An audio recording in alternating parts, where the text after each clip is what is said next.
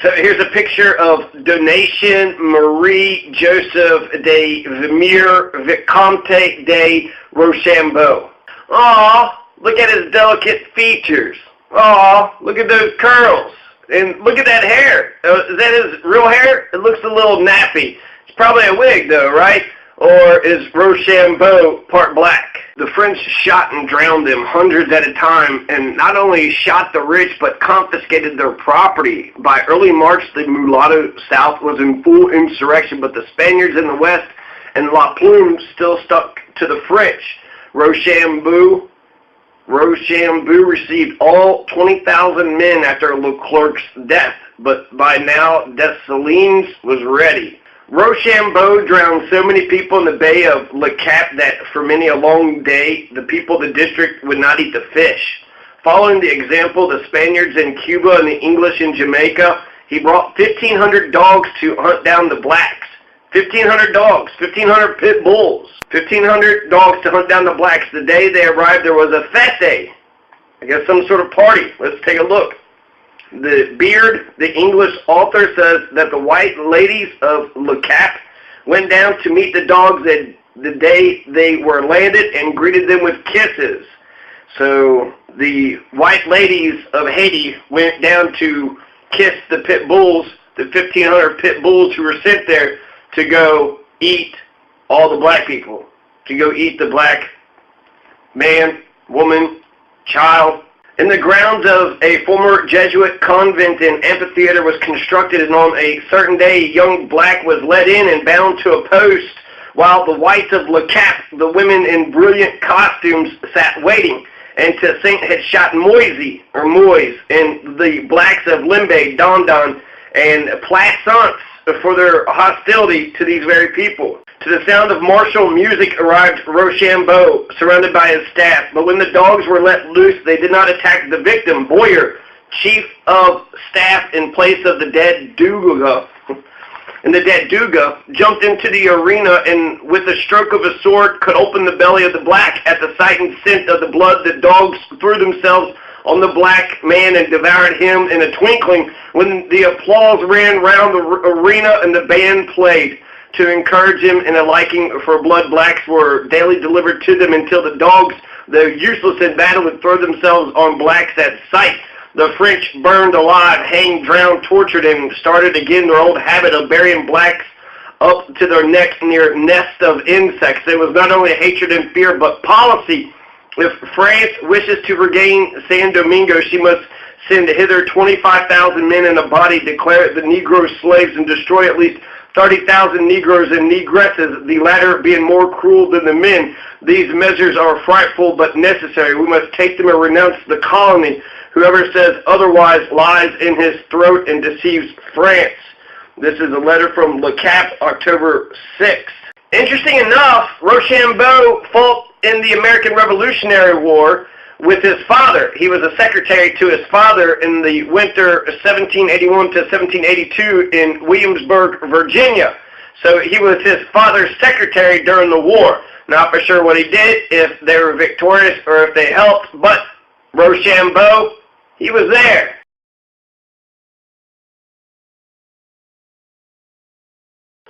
Just like Paul Barras. Paul Barras was there during the execution of King Louis XVI. He voted in favor of it. And then he voted in favor of the execution of Robespierre.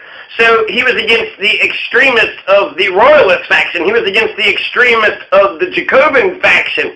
He was very much a moderate. That I can understand is they have a division of powers very similar to the United States. You have a directory which has 5 executives. So France, for the longest time, revolutionary France, before Bonaparte came about, it wasn't vested in one person, it was vested in 5. And so you had 5 people, but eventually Napoleon has to get rid of all 5 of these people. So the way that the government is set up is you have a council of 500. You have the council of 500, which is your lower branch of the house, and then you have your council of ancients. So the ancients, right? That's wonderful. So you have a council of ancients, and then you have the council of 500. That's your upper house and your lower house. And then you have these 5 executives. Now, the way that Napoleon pulls this shit off is at first there's going to be 2 councils that are going to be lied to, and they're told that there's a Jacobin uprising, there's going to be a Jacobin riot, and they need to get the hell out of Dodge, and so they send them to the countryside at the Chateau de St. Cloud. Now, Napoleon was charged with the safety of the 2 councils, and he was given command of all the available local troops. So once they get 2 of these councils off to the side, that, there's this Jacobin coup, so we got to protect the council, so they take the 2 councils and they put them off to the side. Later that morning, Emmanuel Joseph Sieyès and Roger Ducos resigned as directors. That's 2 of the 5 directors. Former Foreign Minister Talleyrand, a close ally to Napoleon, pressured director Paul Barras to do the same. The resignation of 3 of the 5 directors prevented a quorum, and thus practically abolished the directory. But the 2 Jacobin directors, Louis-Jérôme Gouhier and Jean-François Auguste Moulin, continued to protest furiously. Both men were arrested by Napoleon's ally, General Jean-Victor Marie Moreau, and by the following day they were compelled to give up their resistance. In contrast to the directory, the 2 councils were not yet intimidated, and they continued to meet. So now you have no directory, right? After the coup of November 9th, 1799, you're going to have Paul Barras, you're going to have Roger Ducos, and you're going to have Emmanuel Joseph Sieyès all resign. And Paul Barras was was pressured by Talleyrand. And we'll come back to Barras here in a second. Moulin and Gouhier, refusing to resign, were arrested by General Moreau. So all 5 executives were taken care of. 3 of them were made to resign, and 2 of them were arrested. Flat out. Grabbed, their persons taken a hold of, shipped to jail. Alright, so we still have the 2 councils now in the countryside.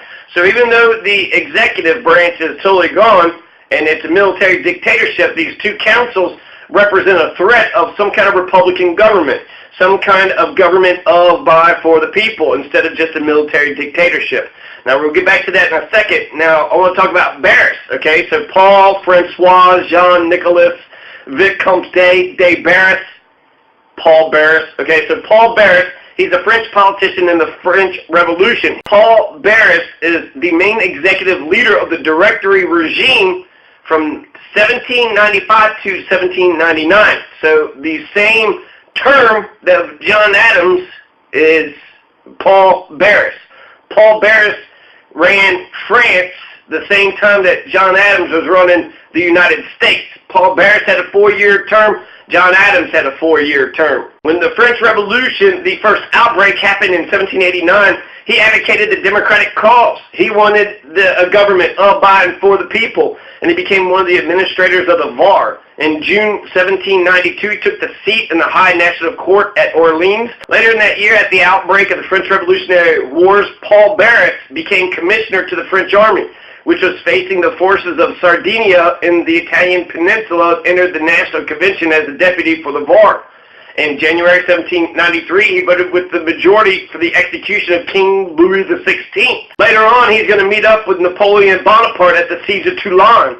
And then Barras is going to become director. He gave Napoleon position of general in the battalion of the Italians. In 1794, Paul Barras sided with the men who sought to overthrow Maximilian Robespierre's faction. The Thermidorian reaction of July 27, 1794 made him rise to prominence.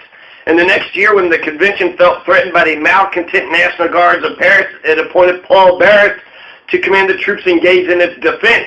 His nomination of Napoleon Bonaparte led to the adoption of violent measures, ensuring the dispersion of royalists and other malcontents in the streets near the Tuileries Palace, remembered as 13 Vendémiaire. Subsequently, Paul Barras became one of the 5 directors who controlled the executive of the French Republic. Now, when this relationship began and when it ended, we don't know when. This is saying that Paul Barras was having sex with Josephine de Beauharnais, whatever, Josephine, eventually Napoleon's wife-to-be, but because he was having sex with her, he eventually gives her off as a present. That's what this is sitting there saying. Or perhaps they were having sex beforehand, Napoleon comes in and, makes her his wife, but she still wants to keep on having sex with Paul Barras. However it went down, eventually you're going to have Napoleon Bonaparte and Josephine are going to get married. So was Paul Barras having sex with her beforehand? Did he start having sex with her afterwards? Now, Paul Barras isn't going to have a nice life. You know, he resigned, right? Talleyrand convinced him to resign, so he did what Napoleon wanted. So you would think that he would be honored, right? He would be given lots of rewards for stepping aside and letting Napoleon do his thing. Not at all. In fact, for some reason, Napoleon had him confined to just his own property, the Chateau de Gros-Bois. So he had to stay right there. He's on house arrest. So Paul Barras is on the house arrest. Then he's exiled to Brussels and then to Rome.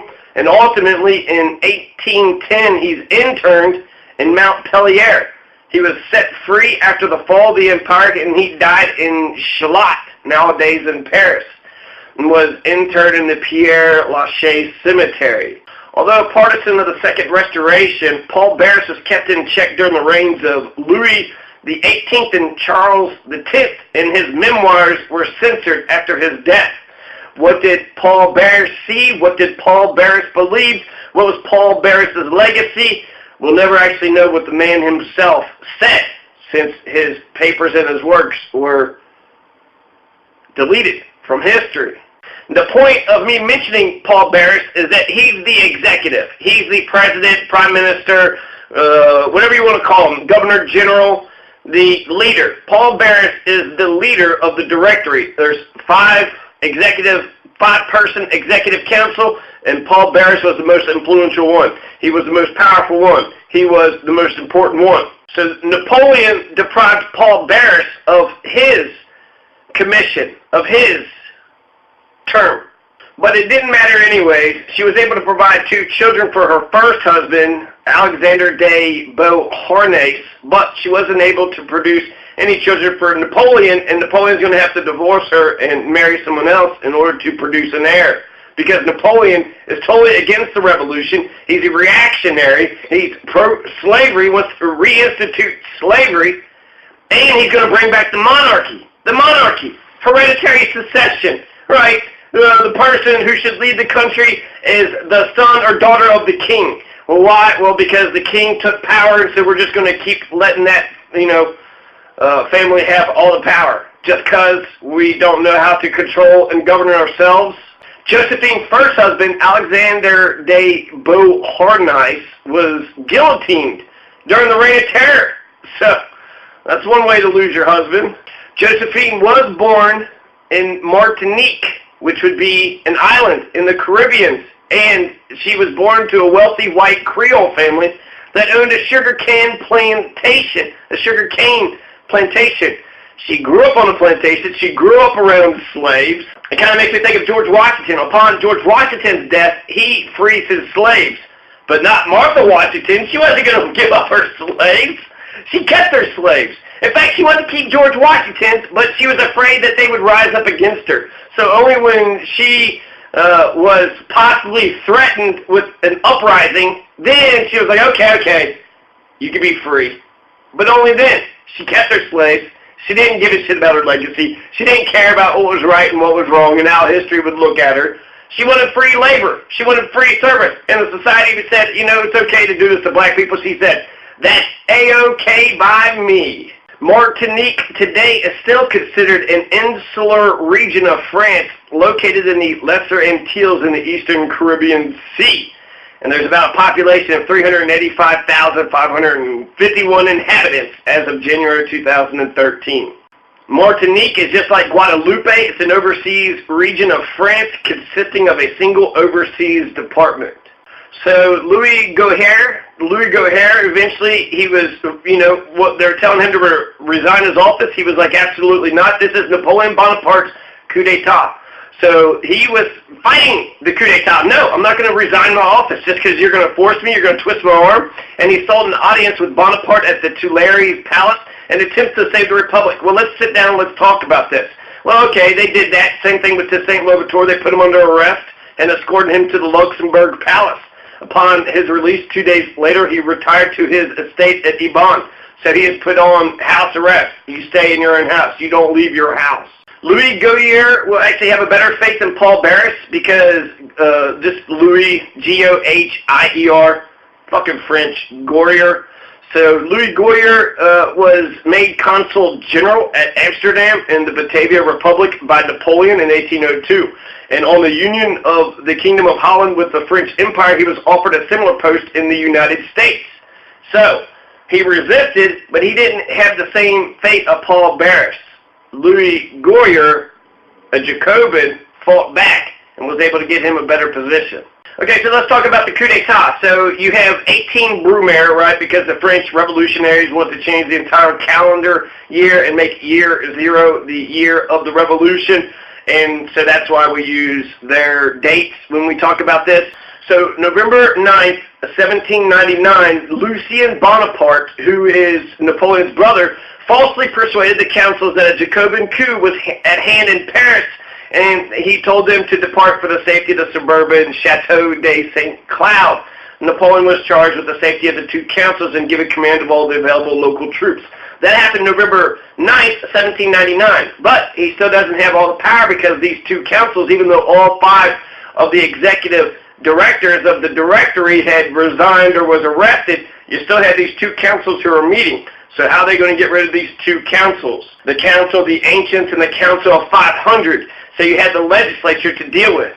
So Napoleon wants to, show them up. So he storms into the chambers, escorted by a small force of grenadiers, right? So he comes in like a military general, and he's like, hey, this is my, this is my building. This is my house, and you're all going to do what I say. But Napoleon found that the ancients were resistant in spite of his massive show of military strength.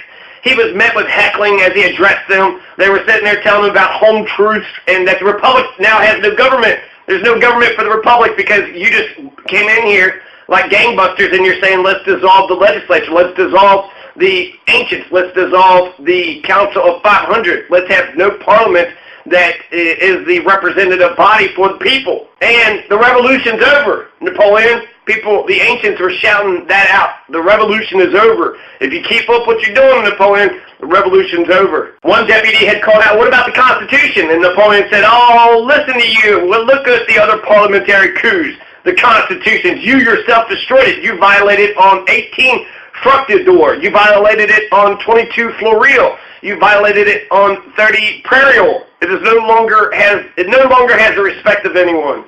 Those are the dates of the French calendar, because they changed the calendar so that way year 0 would be the French Revolution. Instead of going back to a mythical Christian being back in the year 0, it was going to be year 0 was of the French Revolution. I think the Haitian Revolution should be year 0. The Haitian Revolution. Now the Council of 500, who was being led by the brother, who was being led by Lucien Bonaparte. Now, they were more hostile. When Napoleon's grenadiers entered the Council of 500, they were talking about the legality of Paul Barras's resignation. He was forced out by Talleyrand. The Jacobins, it was the Jacobins in the chamber who were questioning it. So Napoleon enters, and at first he's pushed, and then he's just beat up, and he's punched in the face, and he's got a bloody face. So, and he almost fainted. He almost was knocked out. But it wasn't Napoleon himself, but his brother, Lucien, president of the Council of 500, who called upon the grenadiers to defend their leader. Napoleon escaped, but only through the use of military force. So Napoleon is getting his ass kicked, and then his troops, his goon squad, comes around him, pulls him out, and pulls him off to safety. A motion was raised in the Council of 500 to declare Napoleon an outlaw. At this point, Lucien Bonaparte had slipped out of the chamber and told the soldiers guarding the councils that the majority of the 500 were being terrorized by a group of deputies brandishing daggers. Now, these grenadiers were under the command of General Joachim Murat. They marched into the Orangerie and dispersed the council. This was the end of the directory. So the grenadiers didn't know what to do, right? They're under the command of General Joachim Murat, but Joachim Murat didn't know what to do. Who's right and who's wrong? If you weren't there, you didn't know exactly what happened. Napoleon's face is all bloody, but he's on the outside. The deputies on the inside are sitting there saying that Napoleon's the outlaw. So it goes up to Lucien Bonaparte, and then he was really dramatic in a very theatrical gesture, talking to the general, Joachim Murat, to convince him, and he was saying, look at Napoleon's bloody face. Look at his face. That's proof enough how violent these deputies who are brandishing daggers are. And he says, if my brother was a traitor, I'll stab him in his heart right here, right now. So he pulls a sword out, and he's ready to stab Napoleon in the chest. And that's what convinces the general. Was like, well, if he's willing to stab his own brother, well, he must be telling the truth, right? Then the ancients passed a decree which adjourned the council. And it was all based on when Napoleon felt like it. Whenever Napoleon felt like it. Whenever Napoleon wanted power, he went and got some power, along with some of his criminal friends. This is illegal. This is not only illegal, this is some bullshit. This is the time when your mayor is being coup d'etat. If your governor gets coup d'etat, that's the time you go out to the streets. They just took your leader out. And who did it? You know, the mayor was elected, and you just have some other person just come out of the, out of the woodwork and just take power, just say, this is my town now, you need to get the hell out of here. Napoleon is an embarrassing figure. I don't know why. Yeah, he's an important figure in history, just like Columbus is, but he killed 500,000 Taino Arawak Indians, and he was also part of the child sex slave ring. Columbus was. So why would you honor that? Like, okay, he was important for history because he made two civilizations clash, but he wasn't a good guy. I'm going to judge him based upon my standards today. Fuck Christopher Columbus and fuck Napoleon.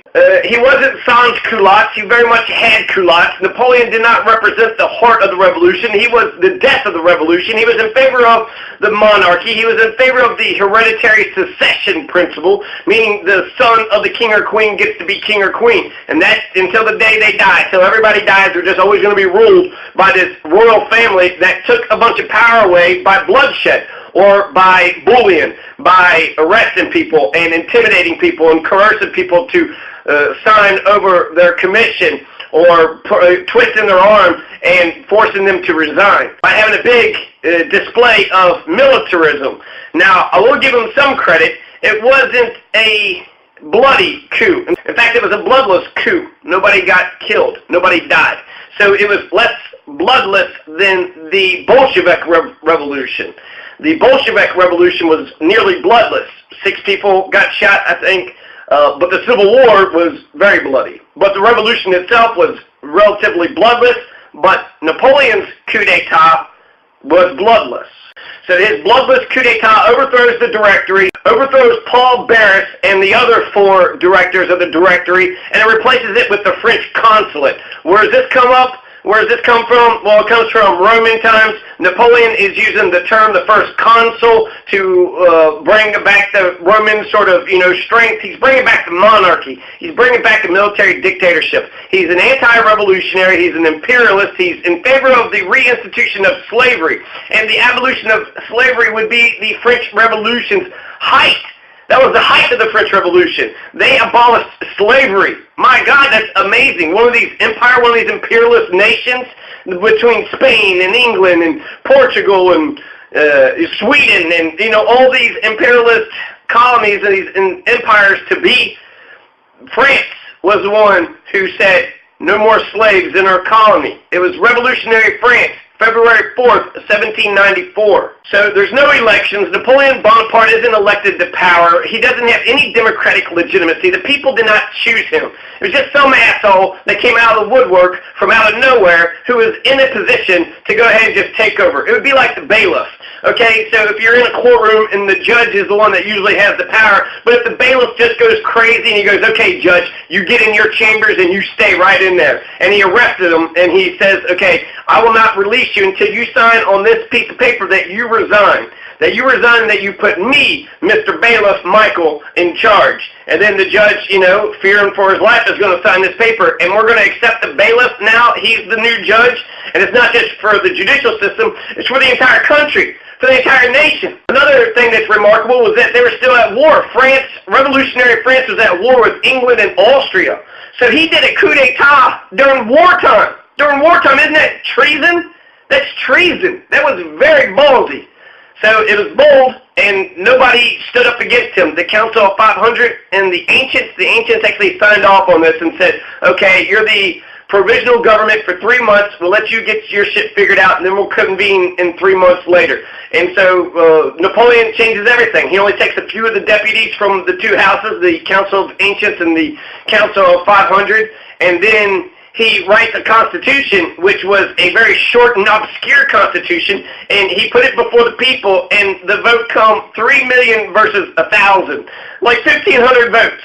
And it was actually a lie. Only 1.5 million people had voted in favor of the Constitution. So even though the entire voting was rigged, 1,500 to 1.5 million, even though they had overwhelming, smashed the shit out of the competition, right? It's clearly rigged because it's a Saddam Hussein kind of election. Oh yeah, wow, 99.9% of the entire public wanted Napoleon to be the fucking president, and Napoleon wasn't even going to accept the results. He was like, here, let's put this election out to the people. I'm not going to accept the results, but let's just see what they have to say. Let's give it a poll, right? So essentially Napoleon had a poll for his constitution, and the ones who voted, 1.5 million voted in favor of his poll. Big shocker, right? If it's Napoleon's men who's holding the voting boxes, you're not going to go up to, Napoleon's election building and vote against him, with these fascists staring at you. And I'm not even for sure if it was a secret ballot or not.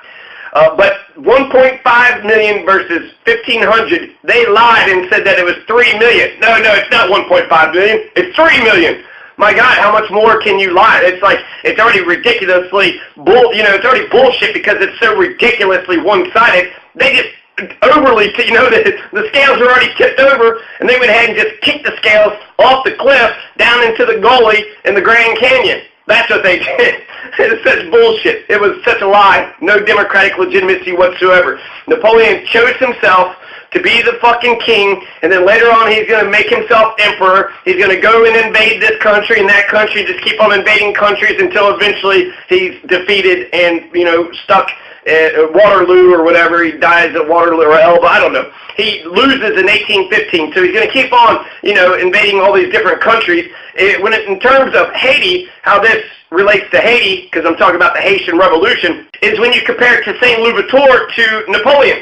People are going to sit there and criticize Toussaint Louverture because he writes the Constitution influenced by Alexander Hamilton, and Hamilton had encouraged Toussaint Louverture to write himself in for the general for life, emperor for life. That's what Napoleon did. Napoleon named himself king. Napoleon named himself emperor for life, and then tried to make his kids, hereditary succession. So he tried to reinstate the monarchy. That was the whole point of Napoleon. He wasn't elected. He wasn't chosen by the people. He chose himself, and nobody fought back. He bullied, he intimidated, he used violence, he captured people, falsely imprisoned them, and, threw them in jail until they signed over their commissions, and used overwhelming military force, kind of like wolf packing, just a whole bunch of cops just show up, these grenadiers just show up into this council and say, okay, Napoleon's in charge. Who's going to complain? Anybody going to complain? Napoleon's in charge now. Well, that's not democracy, that's not legitimate, that's not legal, and if I'm a Frenchman during the coup d'etat, I'm out on the streets. I'm protesting this bullshit. Fuck this shit. I am nobody's slave. Anybody wants to criticize Toussaint Louverture, but you don't criticize Napoleon, you're not being consistent, you're being a fucking hypocrite. Napoleon took power by coup d'etat. It's illegitimate, and it could have been revolutionary, but he was against the revolutionary. He was a reactionary. He was anti-revolutionary, pro-slavery. He's going to undo all the gains that the French Revolution had gained. He's Napoleon, Butcher of the Blacks, Bonaparte. He takes power, and don't think that's just the black people he wants to make submit. He wants the whole world to submit to his dumb ass. This stupid, overly ambitious, short, weird-looking ass motherfucker. I mean, just look what he did to Leclerc, what he did to his brother-in-law, and to Rochambeau. He went ahead and sent 40, 50, 100,000 French troops into Haiti to fight this losing war, and they kept begging them, look, they are beating the shit out of us, they're killing us out here, and we're dying by yellow fever. We need some money, we need food, supplies, medicine, we need guns, we need more troops. Is this really what you want us to do? You want us to subdue the Haitian people, reinstate slavery, force them back into chains, get them back into the sugar plantations and the indigo plantations, which there are thousands of, the coffee plantations, get them back into their place, and make them to, reinstate slavery, make them slaves again. So it wasn't just the black people that he enslaved. He also enslaved all those Frenchmen under Leclerc and under Rochambeau. What did they die for? They died for nothing. They all died in vain. Just like every person that died in Vietnam, they died in vain. What did we gain out of that? What did the French gain out of? So essentially, Leclerc's legacy is he got weaker and weaker, and he got, more and more of his troops kept dying off to violence or to yellow fever. He got real sick, and then towards the end, he was just like, let's exterminate everybody. So he was so disillusioned, instead of keeping the colony as is and getting, the people to act the way that he wanted to act, he was like, let's kill everybody, and let's just bring different Africans in from Africa, the ones that don't know anything about the revolution, and they don't know about Bookman's rebellion. Let's get those people. So could you imagine having an imperialist piece of shit today that wanted to reinstitute slavery? Could they drop a nuke? They said, let's just exterminate them all. That's what Leclerc wanted to do. That's how disillusioned he became. Estimates vary to how many Frenchmen had died in this, Haitian War for Independence. But every Frenchman that died in that war died in vain. They died for no reason whatsoever. What a waste. So Napoleon made them slaves too. And he ended their lives. And what was their life for? What's their legacy? Their lives had no point at all. So if you're going to criticize St. Louverture for being tyrannical, for being an oppressor, he wasn't imperialist.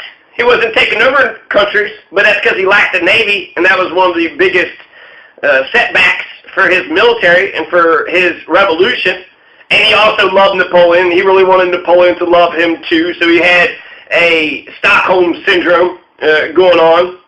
But if you're going to criticize St. Louverture for his 1801 Constitution that declares him to be general for life, to be the emperor for life of Haiti, well, you need to criticize Napoleon too, or you're a hypocritical, two-faced, low-life son of a bitch who don't know shit about shit. Be consistent. What's good for the goose is good for the gander. Right, Josephine? Josephine grew up around slaves. She was pro-slavery. Racism, white supremacy happens because of defense of white womanhood.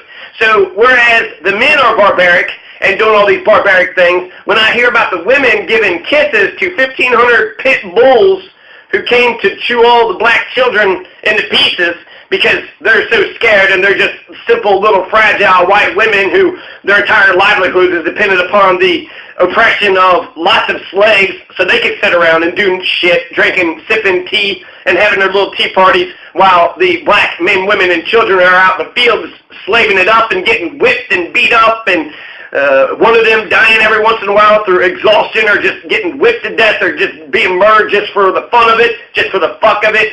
White supremacist men are shitty, but white supremacist women are just as shitty. So in short, fuck Josephine, fuck Napoleon, to St. Louverture, viva la revolution, viva Moise, viva Dessalines, viva Jean-Bertrand Aristide, viva Vincent Auger, viva Mackendal, and viva Duddy Bookman.